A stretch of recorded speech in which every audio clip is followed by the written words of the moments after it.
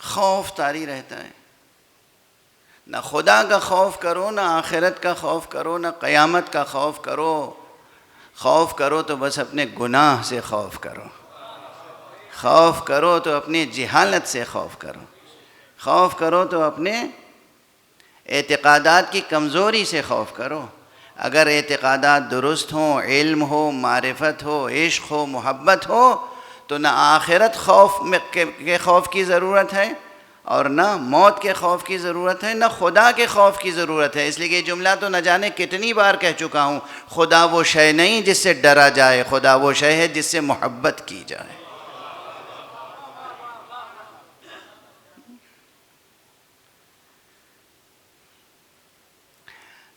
سطحی تصور، ناقص تصور انسان کے لیے سبب ہلاکت بن جاتا ہے. اب لوگ آرگومنٹ ضرور کریں گے، حق ہے انہیں کرنے کا. قرآن مجید ہی کی آیتیں لے کے آئیں گے. بولے آپ کیا کہہ رہے ہیں؟ بالکل نئی بات. قرآن میں تو یہ لکھا ہے اور یہ لکھا ہے اور یہ لکھا ہے. پہاڑ جو ہیں روئی کے گالوں کی طرح بکھر جائیں گے، ہڈیاں ریزہ ریزہ ہو جائیں گی.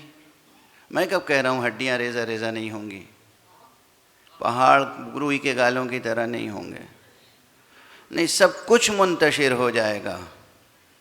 یہ نقشہ، یہ ڈھانچہ، یہ جو پہاڑ، یہ جو سمندر، یہ جو صحرا، یہ جو نظر آ رہے ہیں، یہ سب تبدیل ہو جائیں گے، نابود نہیں ہوں گے.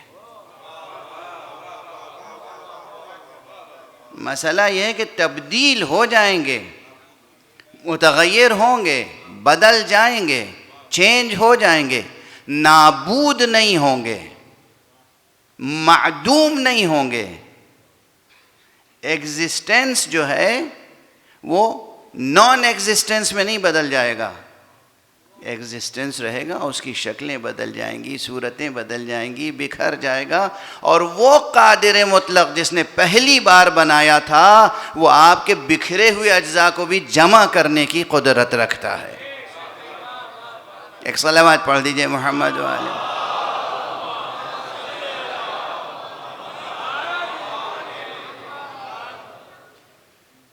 بے سورہ یاسین میں کیا ہے؟ دوسرے قرآن مجید کے بہت سے مقامات پہ کیا ہے؟ ایک شخص آتا ہے اور وہ ہڈی لے کے آتا ہے اور یوں اس ہڈی کو غبار کی طرح، ایسے ریت کے ذروں کی طرح سامنے لا کے رکھ دیتا ہے اور کہتا ہے چٹکیوں سے مسل کے کہ کیا خاک ہو جانے کے بعد ہم دوبارہ زندہ ہوں گے؟ جواب کیا ہے؟ وہ خدا جس نے پہلی بار زندہ کیا تھا، جس نے اصلاً جب تم کچھ نہیں تھے تو تمہیں بنایا، تو جب تم کچھ تو رہو گے نا، تو دوبارہ تمہیں صورت نہیں عطا کر سکتا. یہ دلیل قدرت حق، یہ دلیل اعادہ معدوم نہیں ہے. اصلاً وہ قضیہ جو ہے وہ دین میں فلسفہ ملانے کے نتیجے میں بہت سے مغالطے پیدا ہوئے.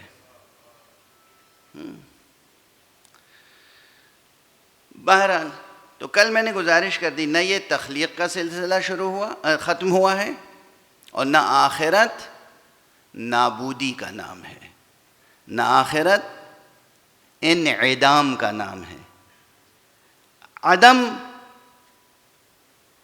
کا تصور ذہن سے ختم کر دیں. اس لیے کہ معطی کون ہے؟ معطی یعنی عطا کرنے والا اللہ ہے. اچھا آپ اپنے اوپر ذرا سا قیاس کر لیجیے. آپ کے اور ہمارے اندر جو اچھے اوصاف ہیں، یہ سب اوصاف بھی کہاں کہیں بازار سے خرید کے لائے ہیں؟ یہ سب اللہ نے دیے ہیں نا. اللہ نے، بازار میں ہے کوئی چیز جسے کہتے ہیں خوش اخلاقی؟ کسی عطار کی دکان پہ ہے خوش اخلاقی کا نسخہ؟ شجاعت کہیں بکتی ہے؟ اگر شجاعت بکتی ہوتی تو ڈونلڈ ٹرمپ نے ضرور خرید لی ہوتی. کہیں بکتی ہے شجاعت؟ نہیں بکتی نا. سخاوت کہیں بکتی ہے؟ وفا کہیں فروخت ہوتی ہے؟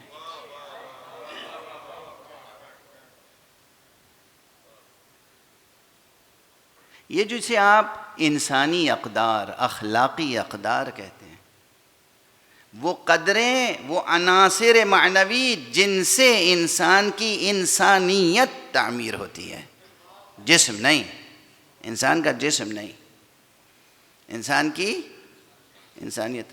اس میں سے کوئی چیز ایسی نہیں ہے جو دنیا کی کوئی فیکٹری بنا سکتی ہو، اور کوئی بازار ایسا نہیں ہے جس میں وہ بک سکتی ہو، بیچی جا سکتی ہو، خریدی جا سکتی ہو. سوچا ہے کبھی آپ نے؟ یہ سب ملی ہے کہاں سے؟ عطائے بے طلب. عطائے بے طلب. مانگنے بھی تو نہیں گئے تھے آپ خدا کے پاس. خدا کے پاس مانگنے گئے تھے؟ نہ خدا کا شعور تھا، نہ خدا سے مانگنے کا سلیقہ تھا، نہ منہ تھا، نہ منہ میں زبان تھی، نہ ذہن تھا، نہ ذہن میں خیال تھا، نہ دل تھا، نہ دل میں جذبہ تھا. ارے کچھ بھی تو نہیں تھا. اس نے وجود عطا کیا، دل عطا کیا، دل میں جذبات ڈال دیے، ذہن عطا کیا، ذہن میں خیال کو ڈال دیا، وجود عطا کیا، وجود کو علم سے آراستہ کیا، ارادے سے آراستہ کیا، اختیار سے آراستہ کیا، بغیر مانگے بہت سی چیزیں دیں. اس کے بعد کہا مجھے پہچان لو، مانگنا ہو تو مجھی سے مانگنا، کسی اور سے نہ مانگنا. اور یہ وعدہ ہے کہ جب بھی کچھ مانگو گے تو ضرور دوں گا. تو اس پروردگار نے ہی عطا کیا ہے سب کچھ. جب اس پروردگار نے عطا کیا ہے، اچھا دیکھیے تو ذرا اب کیا، اب کی میں بہت ہی مہذب اللغات استعمال کر رہا ہوں، عام فہم کلمات. اس انسان کی شیطان کے وسوسوں کے نتیجے میں دھاندلی تو دیکھیے. یہ جذبات و اقدار اور ویلیوز کے بارے میں تو کچھ کر نہیں سکتا، صرف یہ کر سکتا ہے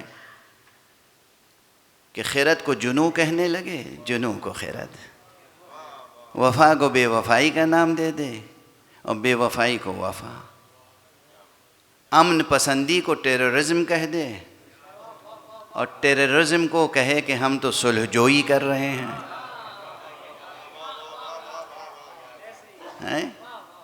بس انسان یہ کر رہا ہے بکومہ کے شیطان، شیطانی وسوسوں کے ساتھ.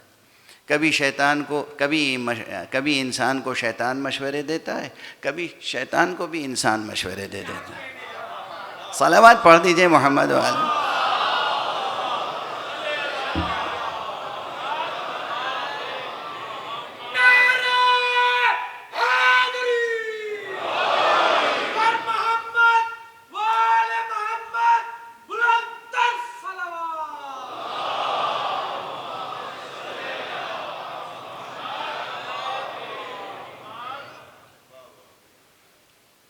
تو انسان کے اختیار میں ان اقدار کی تخلیق نہیں ہے. صرف انسان، دوبارہ وہ لفظ نہ کہوں تو اچھا ہے، صرف انسان فریب کاری کرتا ہے، صرف انسان مغالطے کرتا ہے. اور معنویات سے آگے بڑھوں تو مادیات میں بھی، یہ زمین کیا انسان کی بنائی ہوئی ہے؟ زمین جو گیہوں اگاتی ہے یہ کیا انسان کا کارنامہ ہے؟ زمین سے جتنے پھل اگتے ہیں کیا انسان کا کارنامہ ہے؟ اصلی طور پہ، بنیادی طور پہ تو یہ سب عطائے الہی ہے. صرف انسان یہ کرتا ہے کہ ان مادی عطائے الہی کو بھی، اس مادی عطائے الہی کو بھی خریدنے بیچنے لگتا ہے اور ذخیرہ کر کے قیمتیں بڑھا دیتا ہے. کبھی ذخیرے جلا دیتا ہے، کبھی لوٹتا ہے، کبھی لوٹتا ہے، کبھی لٹاتا ہے. انسان ایسی حرکتیں کرتے رکھتا ہے، دیوانگی کی، جنون کی. نہ مادی کوئی نعمت انسان نے اپنے ہاتھ سے بنائی ہے اور نہ معنوی. سب عطا الہی ہے۔ یہ سب کہنے کے نتیجے میں جو اصل بات کہنی تھی وہ یہ تھی کہ آپ کے اندر جود و سخا ہے، محبت ہے۔ آپ جب محبت سے اپنے اختیار سے کسی کو کچھ دے دیتے ہیں بے مانگے، واپس لیتے ہیں پھر۔ اب یہیں پہ چھوٹے سے بریکٹ میں ایک بڑا سا مسئلہ بیان کر دوں۔ آج کل تو ہم اس دنیا میں جی رہے ہیں جہاں ہر چیز کیپٹلزم کے سو کالڈ ایتھکس کی نحوستوں کا شکار ہو گئی ہے۔ تو باپ بیٹے میں، ماں بیٹی میں، بھائی بھائی میں بھی معاملہ ہوتا ہے،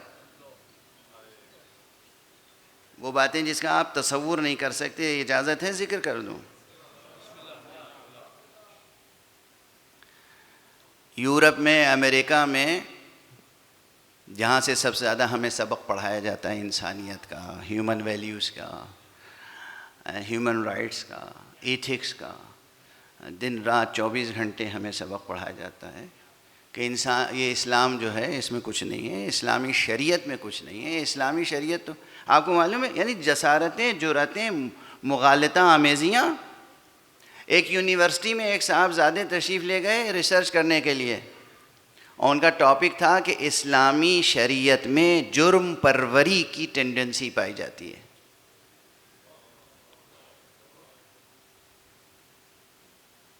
یعنی شریعت جو ہے کرمنلز پیدا کرتی ہے، شریعت کے اندر یہ خاصیت ہے۔ پی ایچ ڈی کی تھیسس رجسٹر ہوئی، اور وہ بھی کہاں؟ علی گڑھ مسلم یونیورسٹی میں۔ یونیورسٹی کے نام میں بھی مسلم لگا ہوا ہے۔ اور وہ ریسرچ مجھے انجام کا نہیں خبر کہ وہ بعد میں کمپلیٹ ہوئی تھی نہیں، وہ ریسرچ اسٹوڈنٹ اس فقیر کے پاس آیا، میرے پاس، کہ آپ میری مدد کریں، یہ تھیسس کمپلیٹ کرنی ہے، آپ مجھے گائیڈ کریں، مدد کریں۔ ذرا جرأت و جسارت دیکھیے۔ میں نے کہا میں اس تھیسس کو انڈورس کروں اور میں آپ کو میٹیریل فراہم کروں کہ اسلامک شریعت جو ہے وہ، اسلامک شریعہ وہ مجرم پیدا کرتی ہے، جرم پروری کرتی ہے۔ آپ دیوانے تو نہیں ہو گئے ہیں؟ کون آپ کو آخر اس تھیسس کو لکھنے کے لیے سپورٹ کر رہا ہے، یہ بھی تو بتا دیجئے۔ لیکن اس حد تک کام ہوتا ہے۔ سن رہے ہیں سب حضرات غور سے؟ یہ جو یونیورسٹیز سے، دنیا کی بڑی بڑی یونیورسٹیز سے ریسرچ آتی ہے، پی ایچ ڈی کی اور پوسٹ ڈاکٹریٹ لیول پر فلاسفرز پیدا ہو جاتے ہیں، اور وہ اپنی تھیوری یا کم سے کم ہائپوتھیسس کے لیول پر کچھ تصورات پیش کرتے ہیں۔ ہر تصور کو آپ نہ خریدیں، وہ بھی اپنے عقیدے کی قیمت پر، وہ بھی دین کی قیمت پر۔ ان تصورات کو، ان تحقیقات کو، جو تحقیقات نہیں ہیں، صرف مغالطہ آمیزیاں ہیں۔ یہ ہمارا تو دنیا بھر کے ریسرچرز کے ساتھ روزانہ کا تعلق ہے نا۔ تو بہت سے آتے ہیں کہ صاحب ہم یہ پی ایچ ڈی کر رہے ہیں، آپ میری مدد کر دیجئے، یہ پی ایچ ڈی کر رہے ہیں، آپ گائیڈ کر دیجئے۔ کتنے پی ایچ ڈی اسٹوڈنٹس تو ہماری لائبریری میں بیٹھ کے اپنی تھیسس کمپلیٹ کر کے گئے۔ اس لیے جو میں گزارش کر رہا ہوں اسے آپ باور کریں۔ یہ دنیا